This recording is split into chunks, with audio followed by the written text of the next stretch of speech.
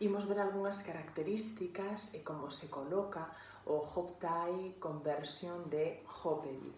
É un meitai evolutivo que vai medrar ou decrecer segundo necesitemos, de acordo? O primeiro punto de axuste que empregaremos para bebés pequerrechiños é o que axusta o ancho do panel. Este axusta o ancho do panel e este limita tamén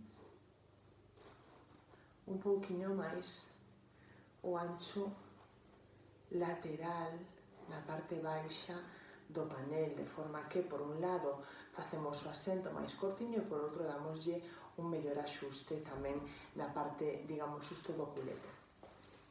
Outro punto que inclúe é este axuste que limita, que fai decrecer ou aumentar o tamaño do panel, que axustaríamos deste xeito e traendo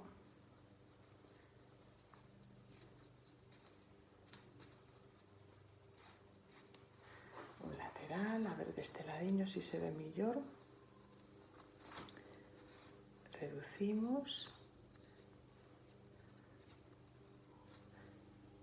traemos ata arriba e rematamos o axuste.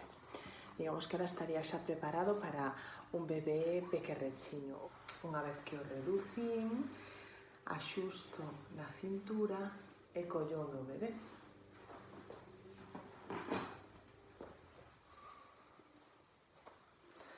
O hop tie é un portabebés a medio camiño entre unha mochila e un fular.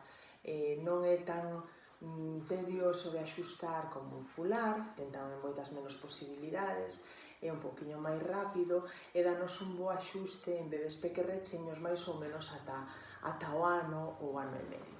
Primeiro teño que asegurarme de que o portabebés queda ben repartido ao longo do corpo do noso bebé, chegándolle ben de corva a corva. Unha vez feito isto, paso cada tirante por un ombro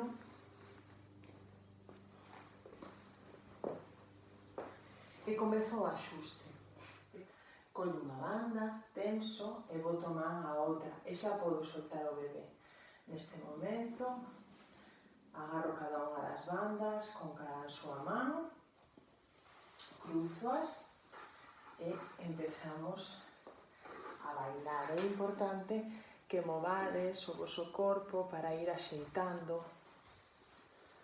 o portabebé as vosas necesidades e repartindo tamén, na medida do posible, as bandas ao largo de toda a vosa espalda. Feito isto, agora é o momento de pasar as bandas por riba do culete, por debaixo das pernas e recoller.